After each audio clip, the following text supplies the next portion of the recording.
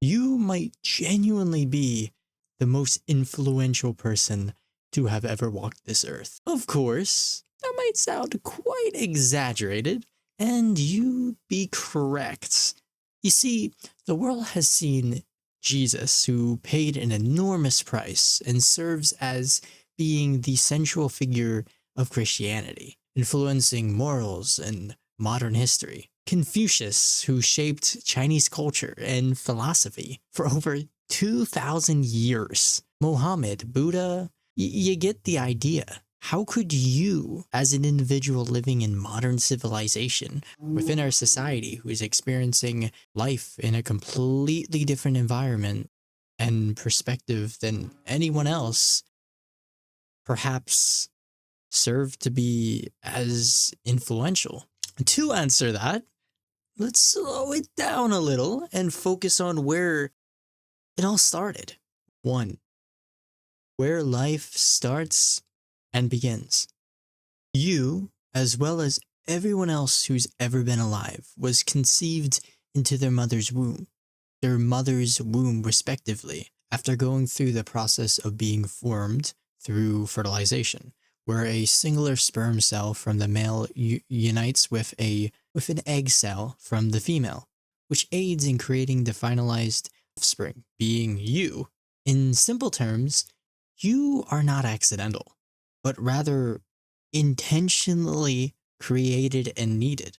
When discussing this topic, I often find myself bringing biological factors into consideration because the process of conception helps provide a direct scientific and philosophical foundation to help express that everyone and you as an individual have a personal value and unique nature to bring together into this world.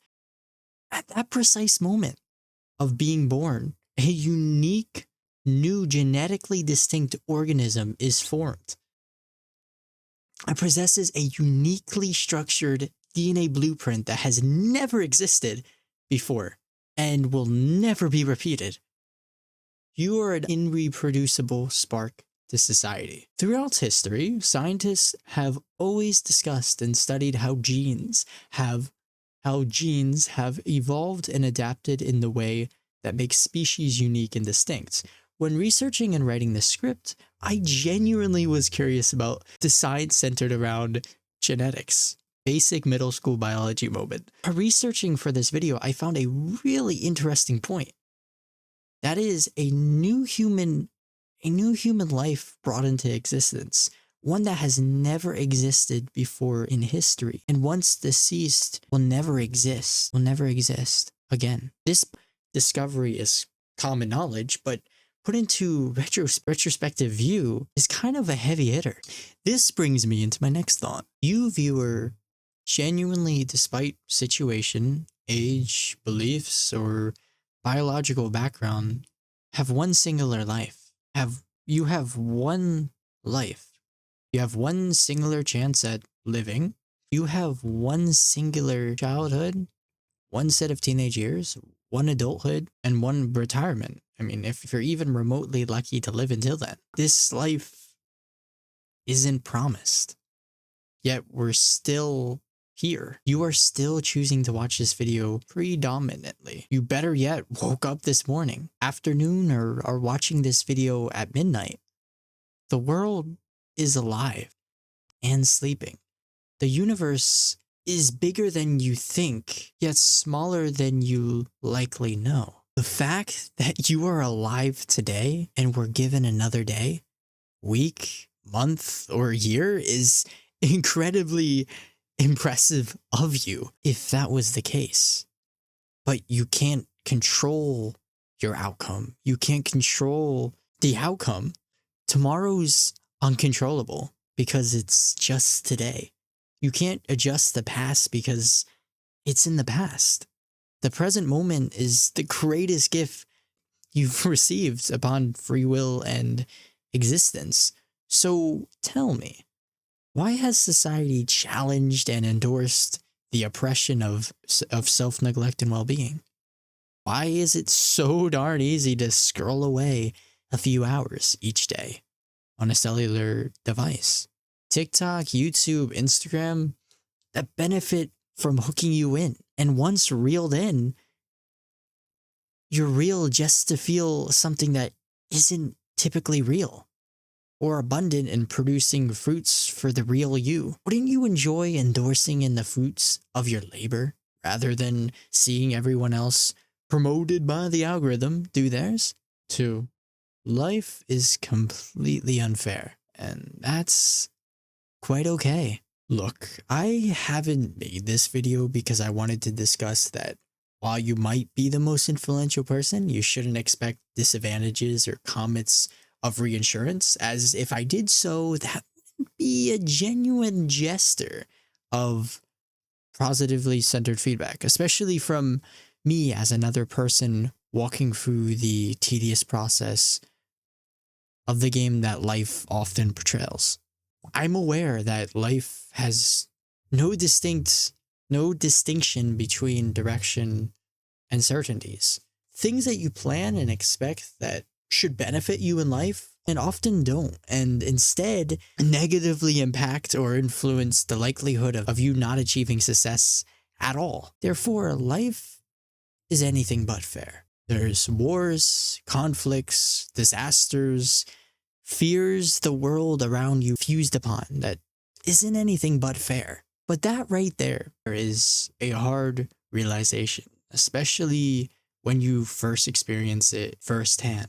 Personally, I had someone I knew a few years back that over the timing of the pandemic, moving, and life shifts that we're all aware about, I hadn't been able to see this individual for a while. But around, let's say, 2-ish year-ish, I had been recommended a Facebook post posted by the individual's mother that the algorithm had pushed, which was a past GoFundMe page.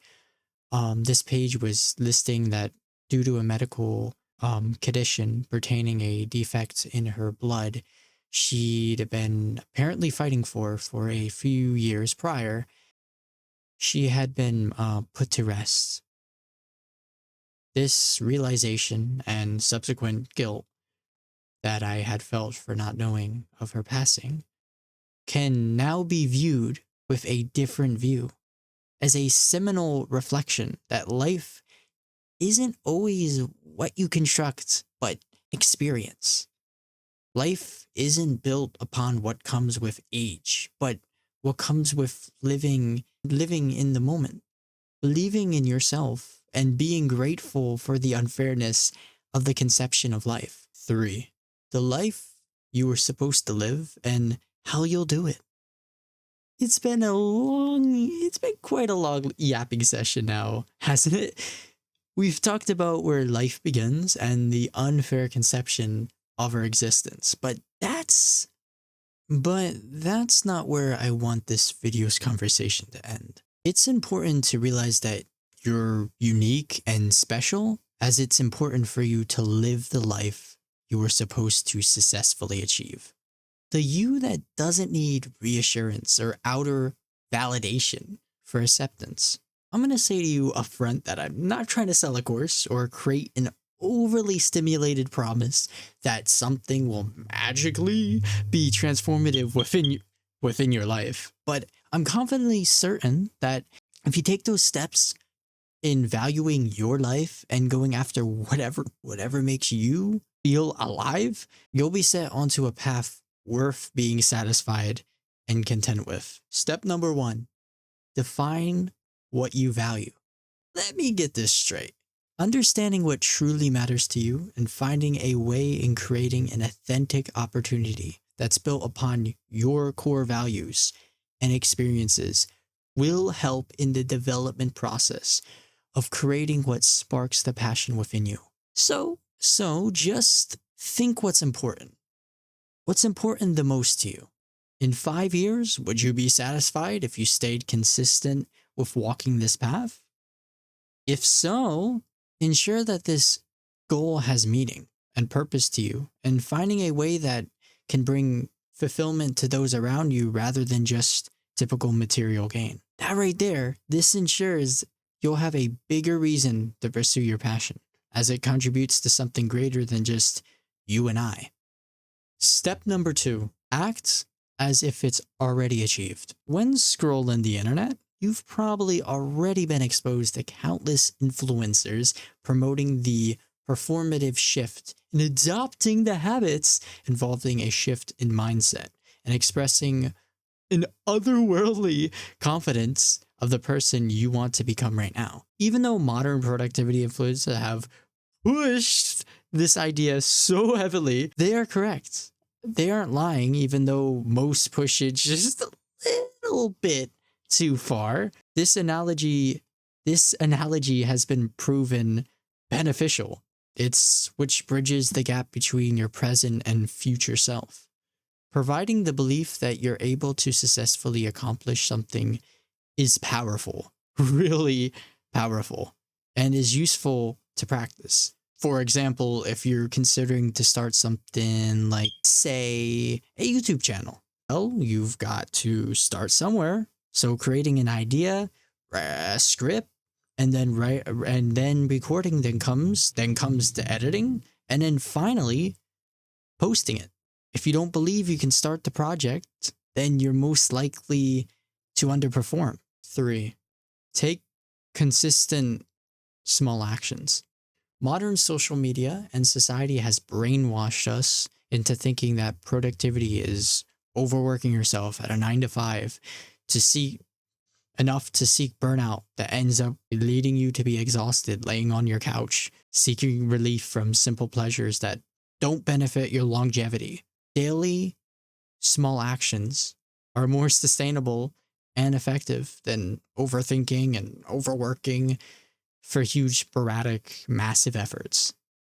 Just break down large goals into daily, manageable tasks. And if you're considering to, let's say, start implementing a workout routine, you would start simple, right? With exercises based upon your current fitness level, starting with a 15-minute workout and then progressively increasing the time until you've hit a desired time frame. Just start slow and enjoy the progression as it comes. 4, embrace the fact that failure does exist and use it as feedback and use it as fuel to the flame. Be willing to fail. Be willingly open in taking risk, because the beauty in taking risks is that you are taking responsibility and learning from mistakes rather than letting them stop you. The fact that if you try, you are going to be more successful than most people your age. Most people on this planet are still living in their comfort zones and never experience failure. It's a gift for those who are willing to receive. Persistence is seriously going to help you in achieving long-term success. So after hearing all of this yapping away, why compare when your path is completely different? Number 5, adopt, change, and take care of yourself. Dear viewer, if you don't remember or recall anything from this video, I'd highly recommend to pay attention to this part, as it's the most important piece of becoming your truest self and being that influence. In a sense, you as an individual is not a potential life, but a life with potential, who should equally be valued for what you are, a unique human being. Here's what most might not like to hear: being valued as a unique human being rather than at which the rate you work and accomplish. Let me say that again. You as an individual is not a potential life, but a life with potential. This explains that we should choose to express self-love conditions onto ourselves, as it's essentially the basis of any connection. If we choose to accept that we aren't perfect and are capable of making mistakes, as we naturally humans do, then the previous fears and failures don't have any bearing whatsoever. You don't have to master anything. Heck, you don't even need to master these techniques, as they genuinely come naturally as you learn to adopt, change, and take care of yourself. Okay? Loving ourselves through the process of owning our story is the bravest thing that we will ever do. Brené Brown. I'm sure you'll find something that Editor Flute here. I'm sure you'll find something that will make you excited and motivated to work towards. But dearest viewer, remember that you are already successful enough where you are. In fact, your goal is achievable, and you're probably more successful right now than majority of people your age if you're choosing to watch these types of videos. So, in reflection to what I've been discussing, remember that the famous maximum by Theodore Roosevelt was right, that comparison is the thief of joy. Please consider subscribing if you enjoyed the content and want to see more. This is my first video, so woo, I actually convinced myself to publish. And please let me know what you'd like to see a video on. Please let me know inside the comments what you'd like to see a video on. Have a blessed week, and remember to stay hydrated and stay consistent.